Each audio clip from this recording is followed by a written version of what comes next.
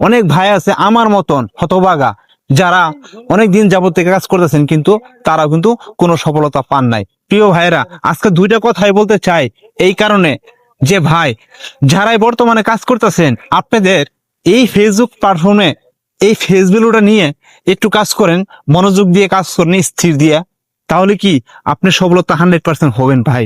কেন জানেন ভাই, এই ফেসবুক প্ল্যাটফর্মে কাজ যারা করতেছেন যে ভাই আমরা তো অনেক দিন যাবত ধরে কাজ করতেছি, কাজ করলে কিন্তু সফলতা হতে পারতেছে না, কিন্তু আমাদের যে কোনো সমস্যা হতেই পারে, স্বাভাবিক ভাই।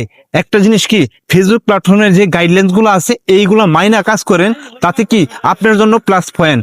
ভাই আমি যেভাবে কাজ করতেছি ভাই, বিশ্বাস করবেন না, আমি কিন্তু অনেক কষ্ট অনেক শ্রম দিচ্ছি, তারপরেও কিন্তু মাঝে মাঝে আমরা এই যে শুটিং করি, শুটিং এর ভিডিও গুলো আপলোড করি, তারপরে যখন ভিডিও না থাকে, কন্টেন্ট না থাকে, তখন আমাদের নিজের ফেসবুক গুলো দেওয়ার জন্য চেষ্টা করি। বন্ধুরা হ্যাঁ দিবেন আপনারা, কিন্তু কন্টিনিউ ফেসবুক ভিডিও দিলে সবচেয়ে ভালো, তাতে কি ফেসবুক গাইডলাইনে এগুলা মনে করুন বেশিরভাগ সাজেস্টে নিয়ে যায়।